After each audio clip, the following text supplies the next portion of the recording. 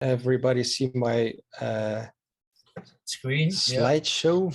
Yeah. I can see it. Yes, Okay. Thank you. Everybody ready? Yep. All right. Good morning, everybody, and thanks, thanks especially Frank, for inviting me to have a little presentation about my work.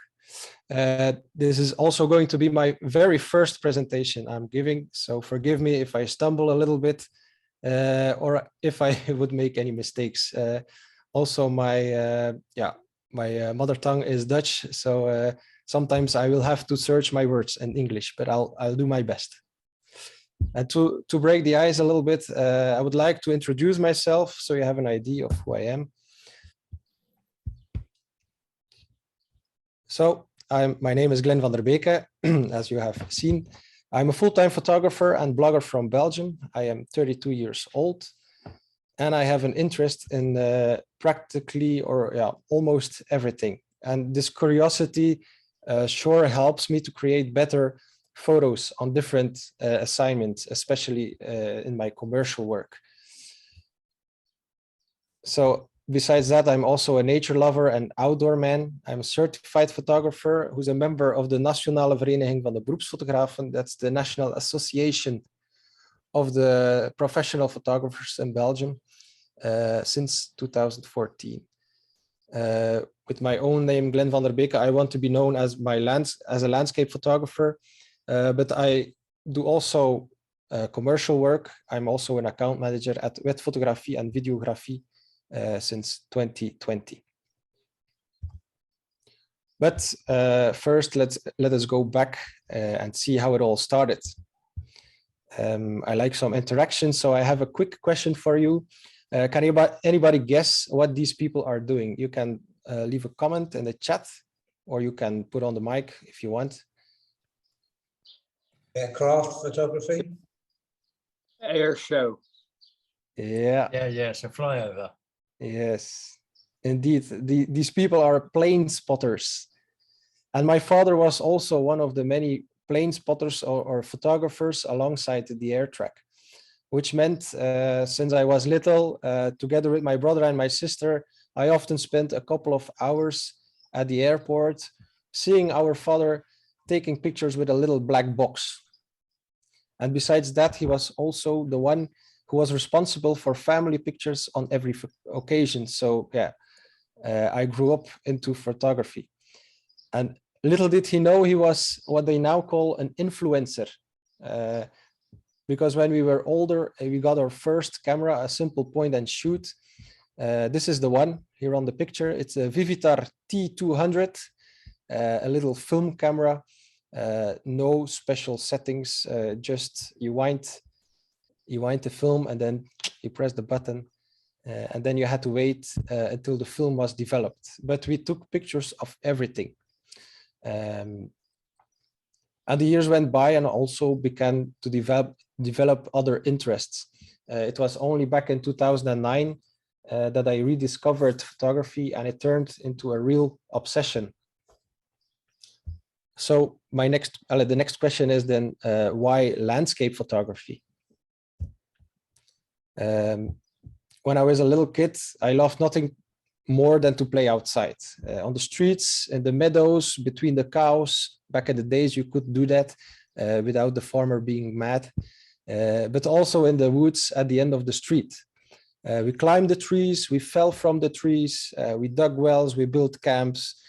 And one of my best friends also had a little forest at home. So you can imagine, as a little kid, we'd spend the night, we would spend the whole day until the evening in the forest. And this just never changed. I still love the outdoors. I love exploring, and I like to be amazed of the beauty and the power of Mother Nature. It is also a way to document the ever-changing world we live in. And the camera is just the tool that allows me to explore and learn more about every scene I photograph. Because, as I said, I am also a blogger, and I write blogs on my website. So every occasion that I go out and I make a reportage about a certain area, I have to do my research. So I learn about the landscape. I've always wanted to be an explorer, and now I am. And I have started with the country where I was born, and that's Belgium. By the way, trees remain a red line in my work. You will see that. And the only difference is that I no longer climb them. So I also no longer fall out of them. And then nowadays, a little fast forward. Nowadays, I like to divide my work into 3 pillars. As a landscape photographer, I love filling empty walls with timeless Belgian landscapes. On every occasion, I'm on the lookout for interesting compositions, light, scenery in general. For instance, I was hired by an interior architect to decorate 6 rooms of a bed and breakfast in Ventele with large format prints of the local nature. Together with the architect, we decided to have 4 different photo sessions at 4 different moments. So I decided to shoot 2 sunrises and 2 sunsets. Out of all the photos, 6 were chosen to be printed on canvas, which are being backlit by LED. And on the slide, you can see 3 of the 6 rooms. And these are some other photos I made during these photo sessions. The client wanted to show the B&B guests how beautiful the local nature is. And they also challenged the guests to find the spots that I have photographed. These photos were made or were taken early spring. So we had some warm days and cold nights, which resulted in foggy mornings.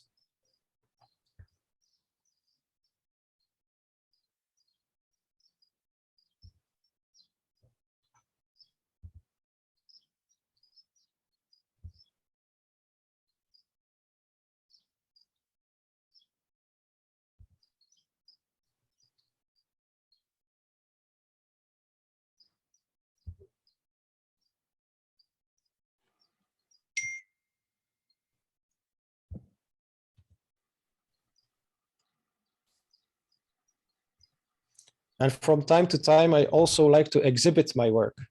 During COVID lockdowns, that wasn't really possible, and a pending exhibition was postponed 2 years. But now I can happily say that this postponed exhibition is taking place right now and can be visited till the 2nd of July. But meanwhile, you had to be creative. So I made a small exhibition in my front garden for neighbors who were walking to kill time during lockdown. And this is my girlfriend and my daughter, by the way. Exhibitions are a great way to show your work to a lot of people, which you wouldn't be able to reach on social media or any other platform. Also, seeing big touchable prints of your work is 100 times more enjoyable than digital.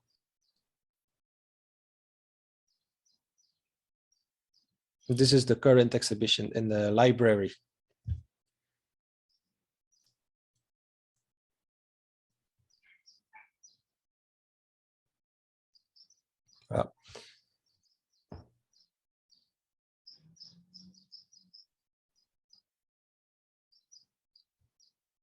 And then the second pillar of my work, as a landscape photographer, I am an image supplier.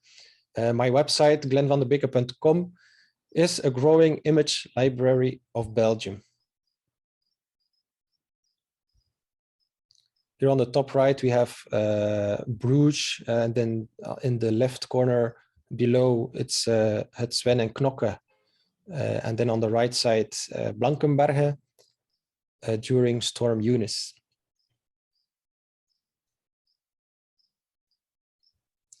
And instead of a traditional image library, I like to use blogs to spread my photography because you can alter a blog much better thanks to the search engine optimization to have better results when people search in Google. You see here on the left my posts that are most popular the last 365 days, and then on the right from the last 30 days. And here on the top, we have Belvedere of Ambion. That was the last post I made, and this is one of the images of one of the photos I made from the Belvedere. It's a lookout point which gives you a view of the city Bouillon.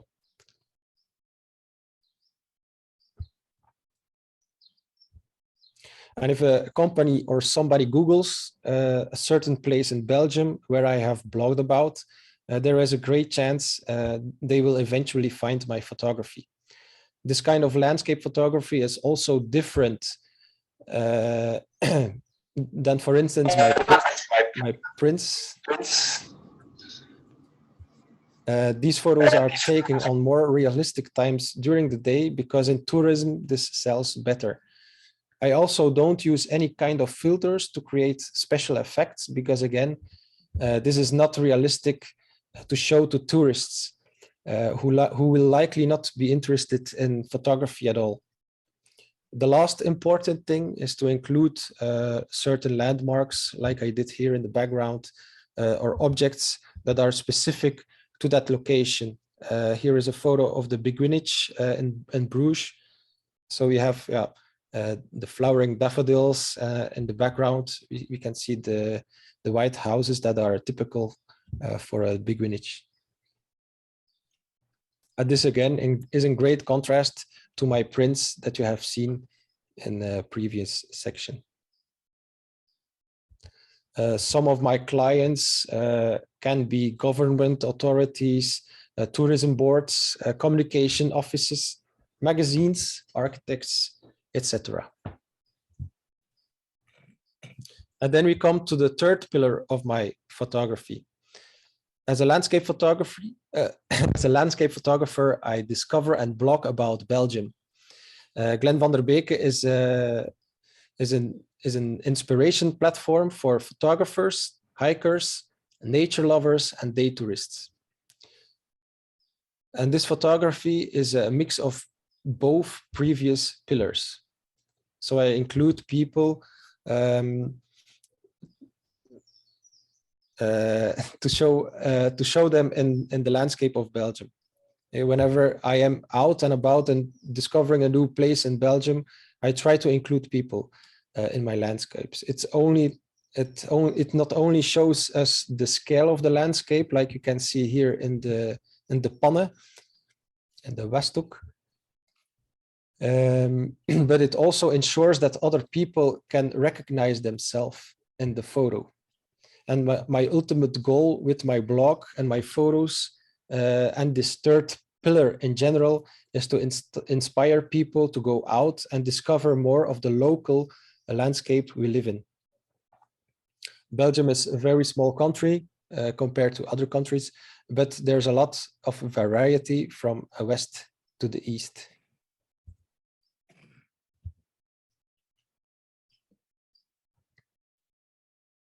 Here we are in Maldegem.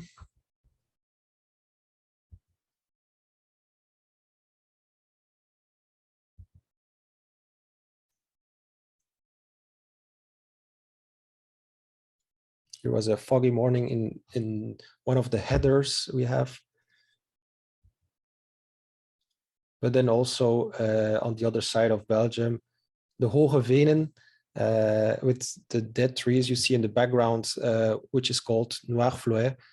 And a normal landscape photographer would take a picture without the people, but I like to include the people just to tempt you a little bit of how it would be if you were there.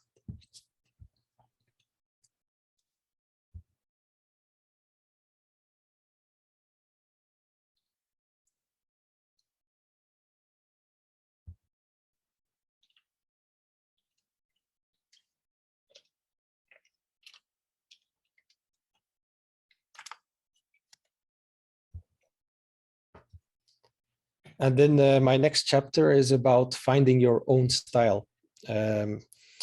How did I end up with these three pillars? Yeah, I will try to explain you a little bit. Everybody who starts in photography will start making random pictures. And so did I. This is a process everybody needs to go through, and it's perfectly normal. You just need a repetition to get to know your gear or your camera at heart. Be inspired by other photographers, buy books, follow workshops, watch YouTube videos, share photos, ask feedback, join a photo club, invite photographers. Thanks again, Frank. And here at home, I have a lot of books that inspire me every time I open them. And most of them are, by the way, non-landscape photography, non-landscape related, but are documentary photography. I would recommend not to follow any trends and try to avoid them because they are temporary and do not last long. And you probably won't start a trend yourself, which would make you keep chasing them and withholding your own creativity. Using your own imagination and creating what you have in mind if you ask me, much more important, even if you lack technical skills as a beginner. That doesn't take away that you can't experiment. Do whatever you want and don't let anyone tell you that you can't photograph or edit a certain way. I even created this back in 2012 when a sperm whale washed up on the shore, on the beach. I'm not saying this is beautiful, but it's part of the process. I think everybody at one point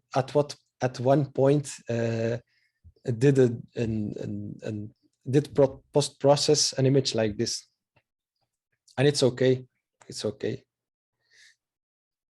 And here are, to go back in time, here are some other of my beginner pictures when I started back in 2010. These were made with a compact camera and me having zero skills in editing.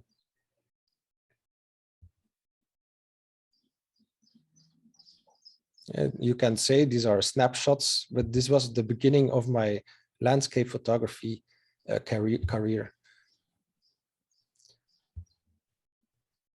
And sometimes you had beautiful shots, but most of the times, yeah, there was a lot of work. And in 2011, I was a proud owner of a Canon 1000T, my very first DSLR, exactly the same as my father. So the influence, yeah, kept going.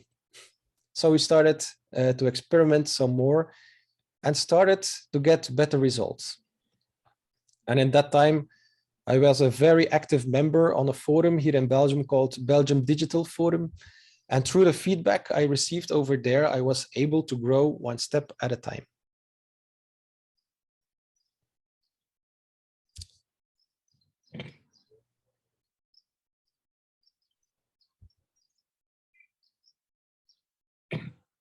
That even the post-processing of images started to head in the right direction.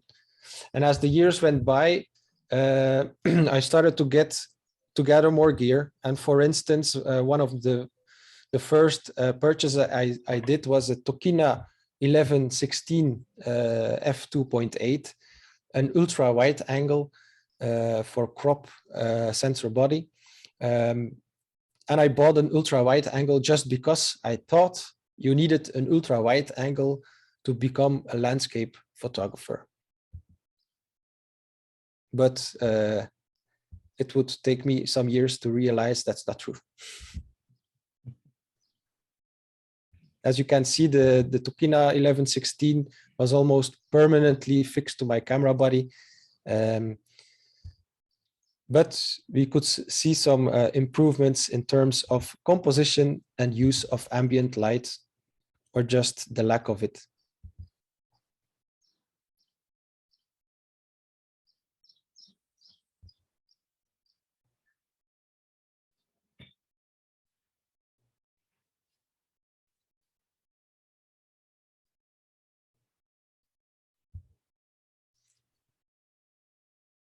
And then we fast forward back in time, forwards in time. When single photos become series, that's when you start to develop a real improvement on a typical style. You now work towards a goal, and all photos should fit with each other, story-wise, but also the editing of the photos is really important. I also learned this lesson from German photographer Andy Hens, whom I met during an award ceremony for my series Iribero. And Iribero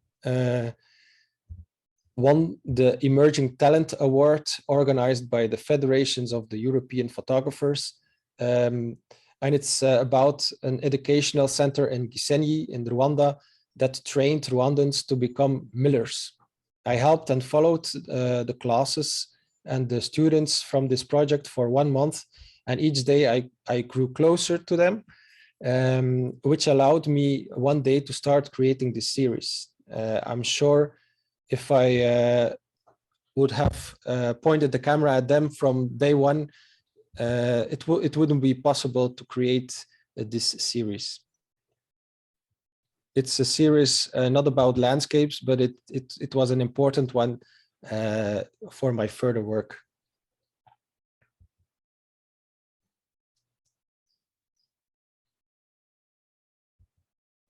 And a small side note, this series was made with a Canon 600D. That's one of the entry-level cameras with a 1855mm kit lens.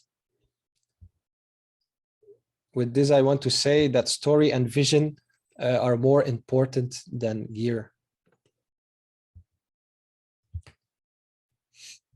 I even started a 365-day challenge where I set myself up to take 1 photo each day, but also edit and upload it the same day. I didn't stick to one genre of photography because I knew this challenge would be already difficult enough. It successfully ended the project. I successfully ended the project after 365 days, and I had also it published in a national magazine in Belgium. And so you can see I did everything in this project. Some street photography with playing some shadows, and then studio photography, architectural photography, landscape, of course, but also some experimenting with flash here in the left corner.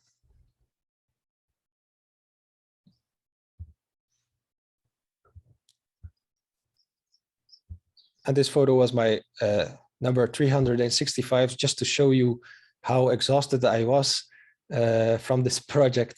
It was not easy, but it learned, it learned me to stick and to persevere in a project or in a series. And from that point on, I started to create more series instead of single images. You will see that nowadays I continue to post mini series on Instagram instead of single photos. My black and white series, Light Forest, Dark Forest, won me the European Photographer Quality label.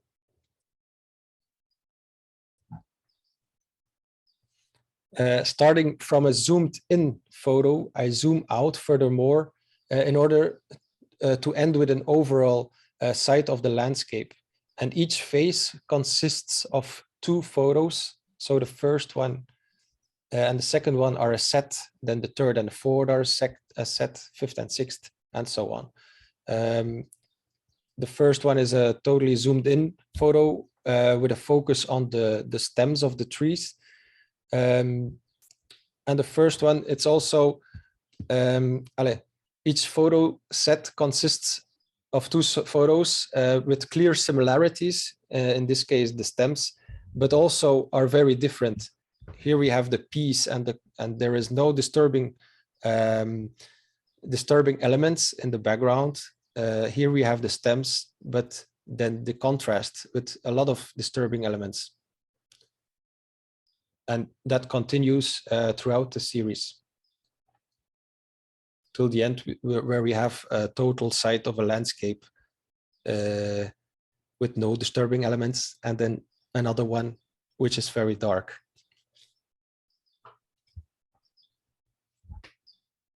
Photography for me is exploring, discovering new places, whether or not bathed in the perfect light. Being outside, capturing these moments creates inner peace, and that peace I also wanted to reflect in these photos. But then several bad things happened in Belgium, which had a big influence on my work.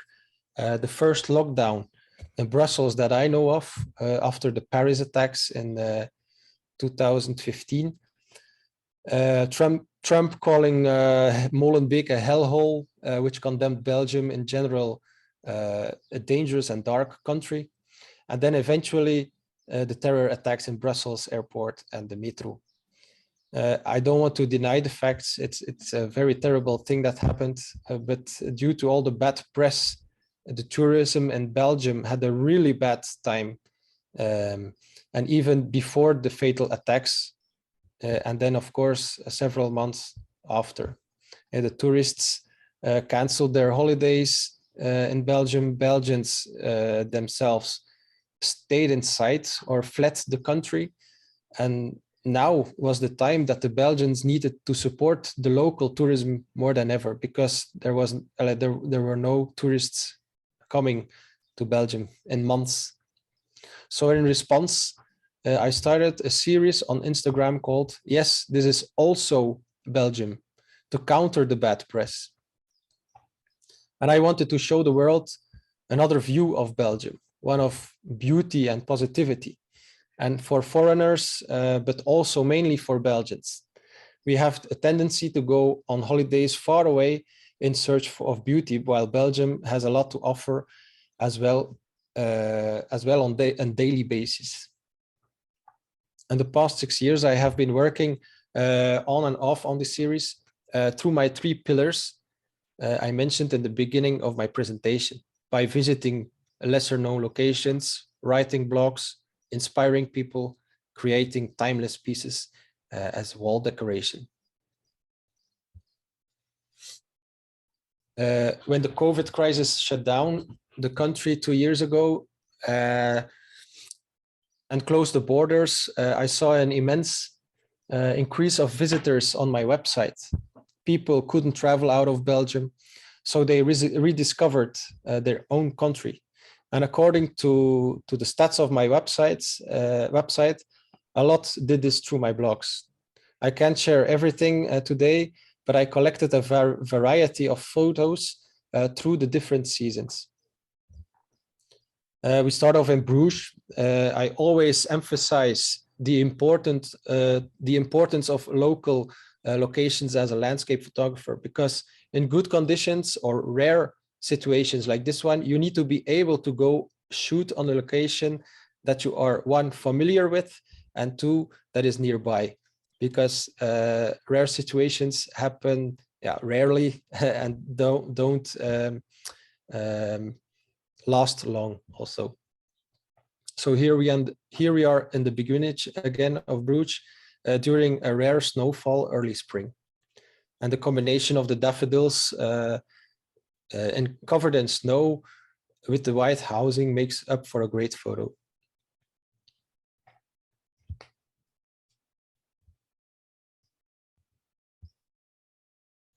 And in general, the spring can be filled with a lot of spring flowers that are blooming throughout the different months.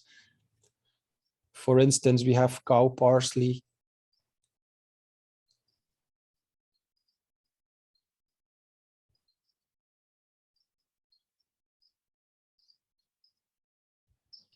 we have bluebells. This one is from the world famous Hallerbos. We also have people enjoying bluebells. And these are the kind of photos that are interesting for tourism. We also have millions of daffodils near the border of Germany.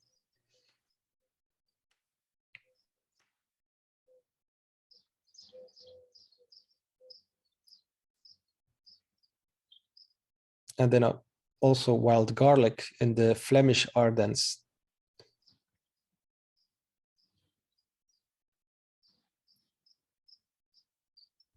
Blossoming cherry trees can be found everywhere in Belgium.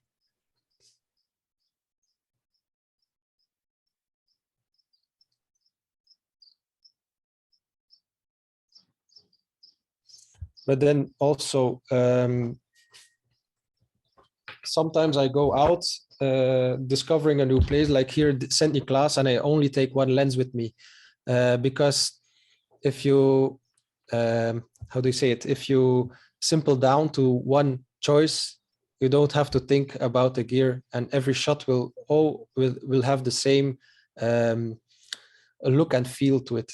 Here I discovered St. Nicholas with a 40 millimeter. It's a pancake lens, a very compact one.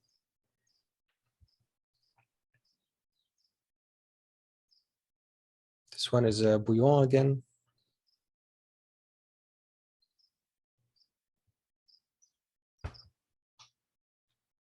This one is also near my home. It was a very foggy morning and I didn't have a lot of time, but still I wanted to go out and shoot something.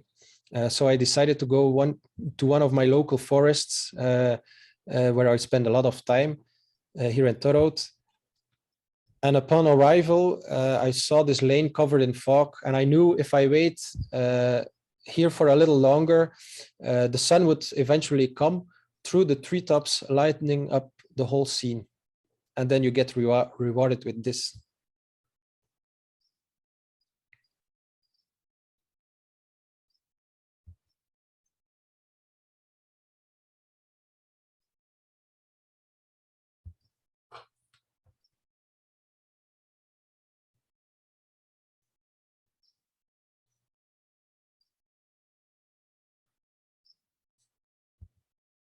Then we go to the summer.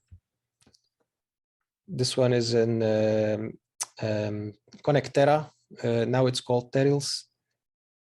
It's a region in Belgium where there was a lot of mining in the past. And here I not accidentally, the opposite, I added my feet just to show the scale of the landscape.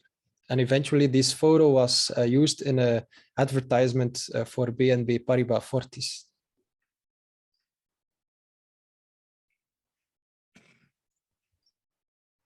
Here we are in Dorp.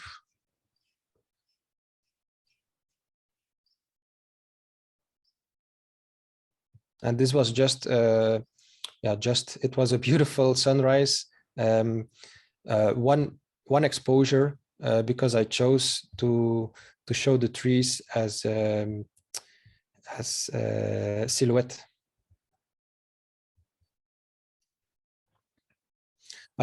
One thing I must say, I always have a camera in my car, even if I don't plan a shoot, because just by having this camera, you sometimes end up with unplanned shots, and just like this one.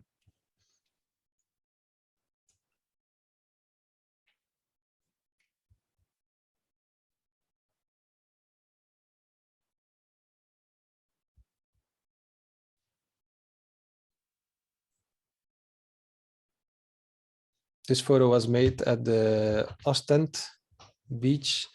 There I did a 35 millimeter photo walk, and I was passing on the dike. I don't know the English word for it, but then I saw this lady. This one lady. There was only one lady, and she was doing the dishes after a sunny day. So I stopped. I made a picture of it because it was just a beautiful sight. And this is also a typical Belgian landscape with the sheds.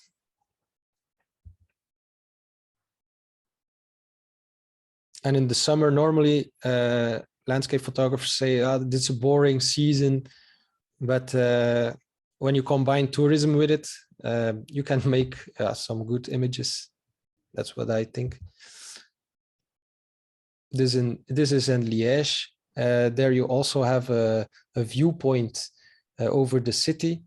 and I framed this shot so it looks like two images, but it's actually one, where you see the guy filming or taking a video of the city, and on the left side you can see the city itself with the leading line downstairs to the city. And this is why the summer doesn't need to be boring. Sometimes you have phenomena that are only seen in the summer, like this water turned completely green by the vegetation and the sun.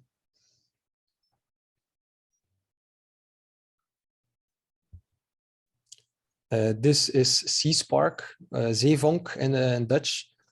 Is only to be seen, can only be seen in the month of the end of June, during the first really hot days.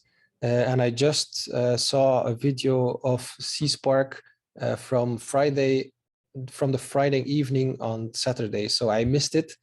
But this one was from last year.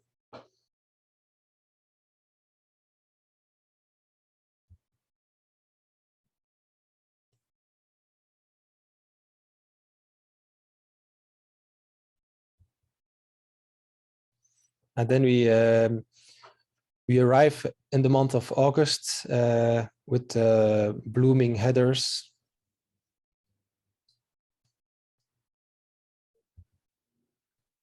But also the very hot days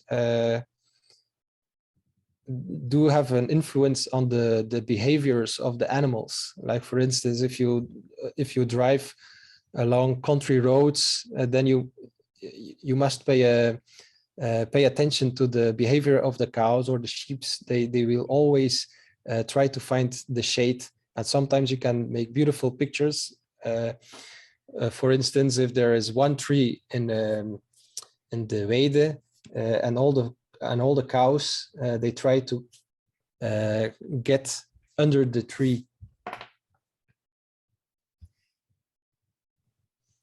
Belgium is very variant, and then it's a variable landscape. Belgium has a very variable landscape. As I said, we go from the beaches in the east to the very mountainous region in the west.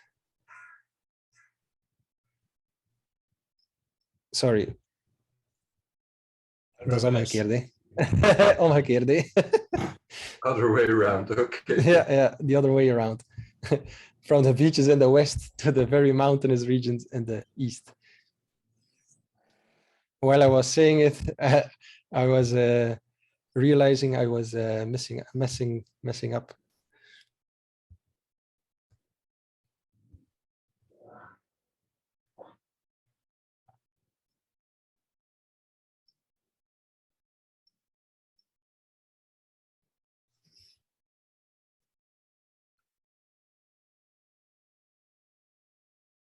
Here I also wanted to emphasize the contrast between the farming and the big city in the background. This is Brussels in the background.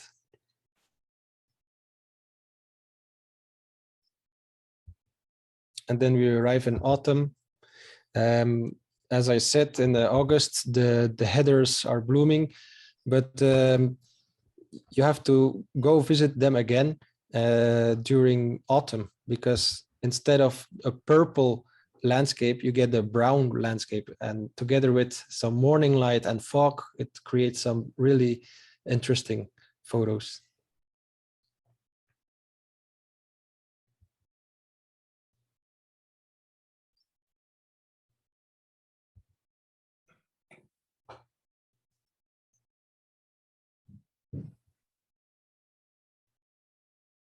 Then, of course, the details of a landscape cannot be missed.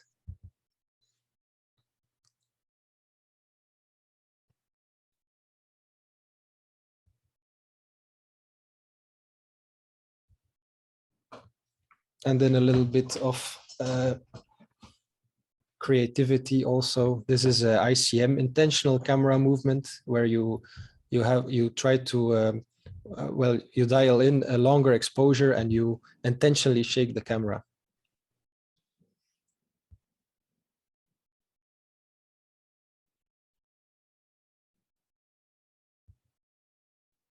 This is a region in Belgium which is known for flooding. And last year, the end of last year, I knew that region was flooded, so I went there and I included some of the road, but also with the power lines, you realize it's a road that is flooded. And together with the trees, you are who are creating a leading line just till the end where it's flooded.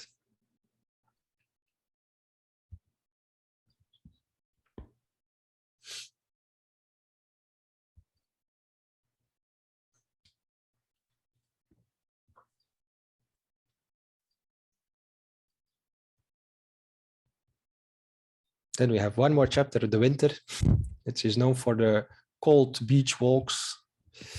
As you can see throughout the photos, I have switched from an ultra wide angle to my favorite lens now. It's a 70-200 for my landscape work because of the compression and the isolation you can create with the lens, especially in a forest where it can be very chaotic.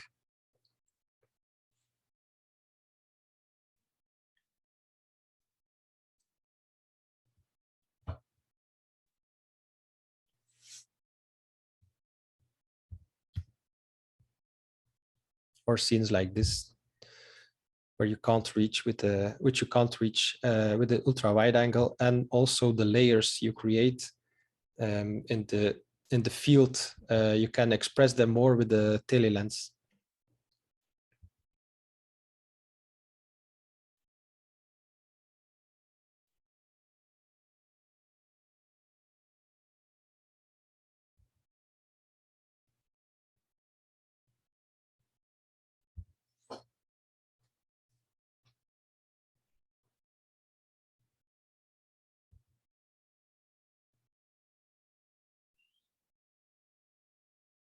The Flemish coastline.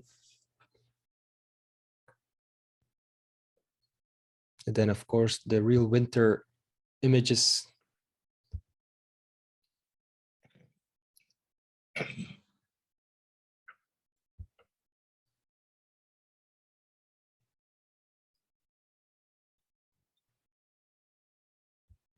And then I have also added a chapter black and white. In the beginning, I shot a lot of black and white, but for tourism, this doesn't really sell, or not to be said, it doesn't sell at all.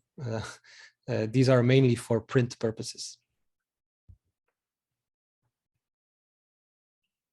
Here for this shot, I have waited a half hour because I have a version exactly the same without people. But then when I was looking to my right, I saw these people coming and I said, I must wait, because the added element of the people, for me, it's yeah, it's a huge bonus.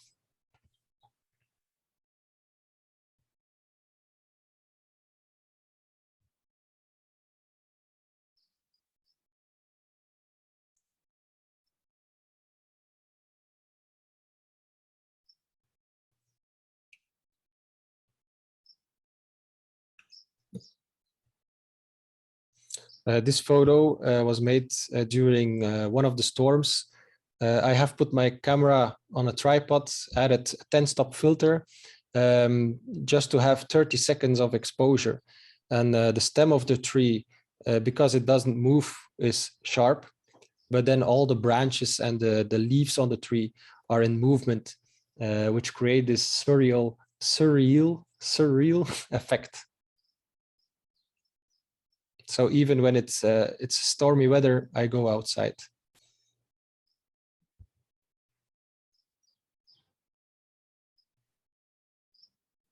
This again is in the Hoge Venen,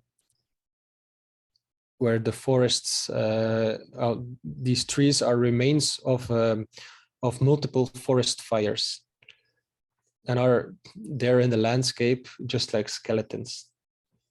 It's a really known place for landscape photographers. And this is also near my home again, and Koekelare. And sometimes when it's really foggy, you can create scenes like this or like this.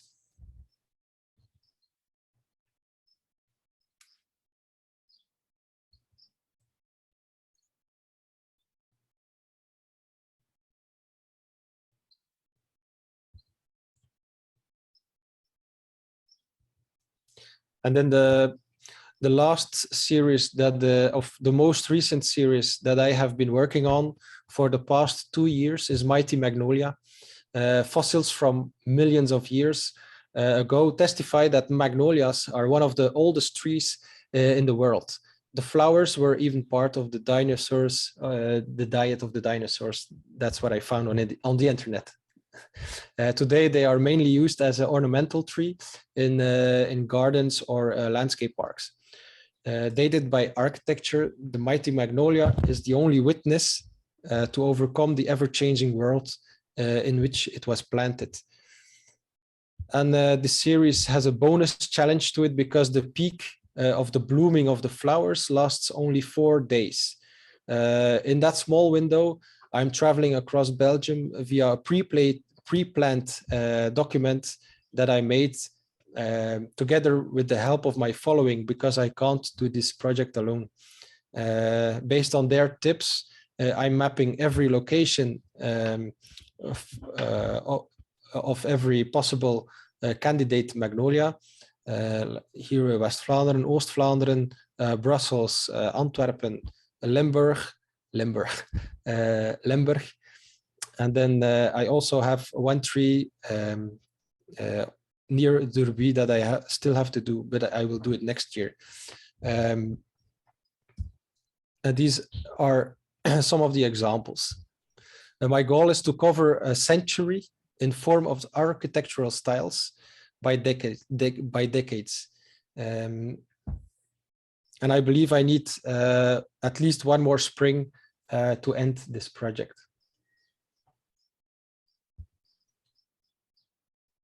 It's a little bit different of my other work, but yeah, it still has a link to it because it involves a tree. And the landscape of Belgium is also, the architectural styles, the different architectural styles in Belgium are also, a trademark, I think.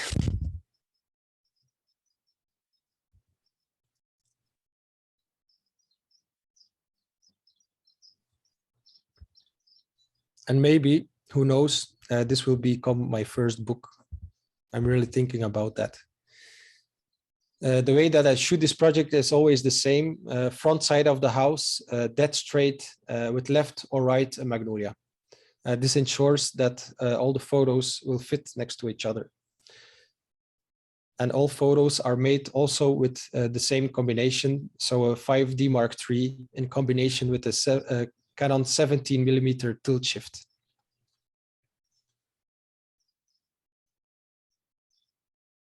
And then I think in 2020, I also started vlogging on YouTube or making some videos to take you along on my journey.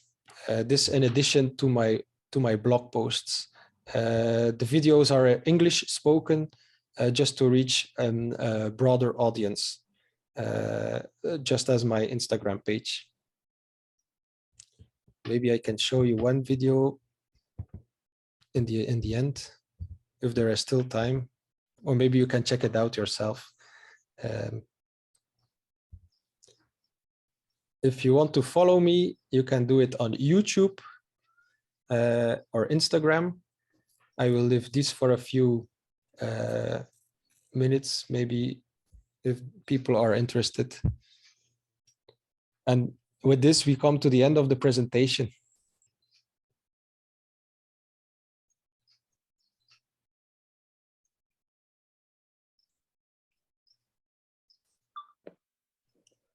So if anybody has any questions, you can shoot. No questions, just thanks. That was a brilliant presentation. Thank you.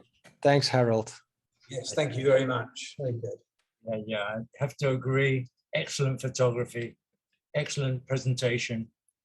Thank you very much, Glenn. Thanks, Rod.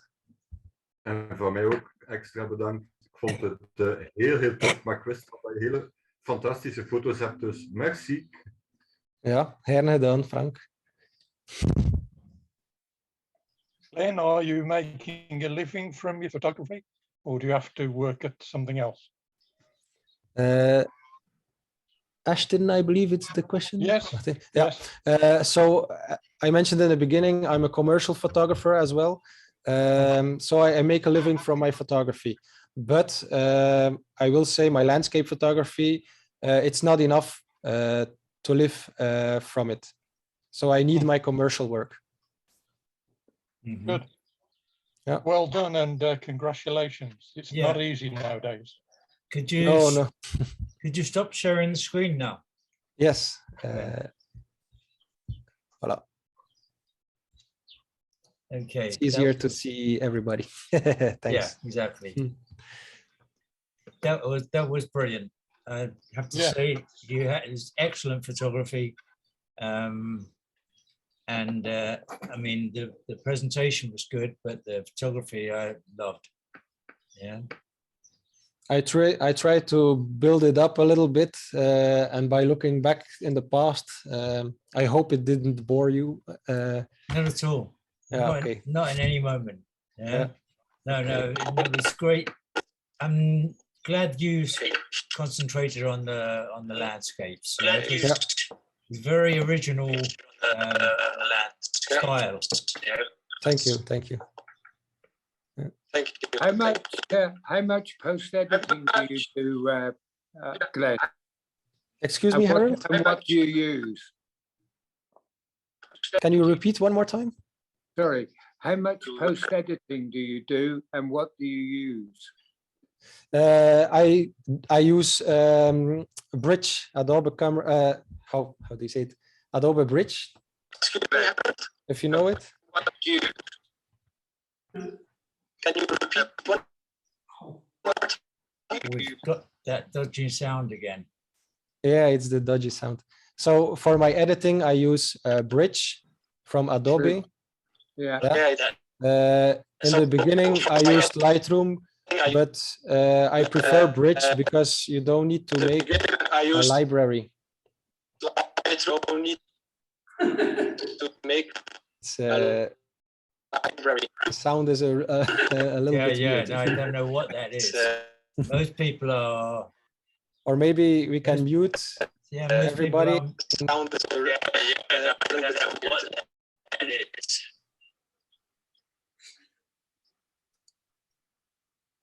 Yeah, I'll try again. Yeah. Okay. So for my Okay. for my post processing, I used Adobe Bridge because it uses the menu structure of the computer itself, and I find it much easier to work with. But it's practically the same to edit in Lightroom as in Bridge, and I don't use a lot of post processing. I add a little bit more contrast. Most of the times I desaturate. Even especially the last year, I love to desaturate even my landscapes.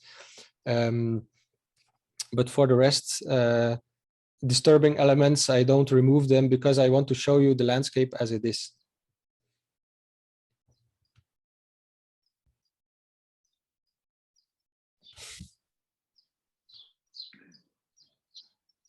If anybody wants to make a comment, you can unmute by pressing the space bar.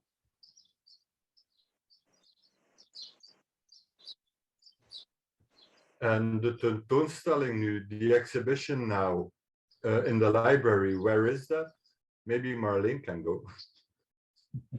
Ah, yeah. I don't know where you're from, Marleen. Ze woont in Limburg, maar haar Limburg. vader woont in Poperingen. Dus ze gaat Ah, kijk, vaak- ja. It's in Wevelgem. Ja. You have to unmute, Marlene. We can't hear you. In Wevelgem. In Wevelgem, ja. In Wevelgem. Ja, dat is goed. En de 25e is dat ook? Ik ga even kijken. Dat is een zaterdag, hè? Ja. Dat is in de voormiddag open. Oké. Zie je dat doen? Ik wil niet gerust komen. Ik ga kijken of dat kan. Oké. Wacht. Ik kan nog kijken. Een minuutje. 25. In de voormiddag moet wel lukken. In de namiddag. In de namiddag heb ik nog een shoot. Dus Ik ga je niet bezighouden. Maar het zou wel plezant zijn. ja, Allee, merci. tot dan, hè. Tot dan. So we just scheduled a meeting. Yeah. Okay, folks. Thank you again, Glenn. You're welcome. It's great Thank to you. see your work. Yeah. It's very nice to have somebody professional with a good eye. Yeah. And also Mhm. showing basically personal work. Yeah. Mhm.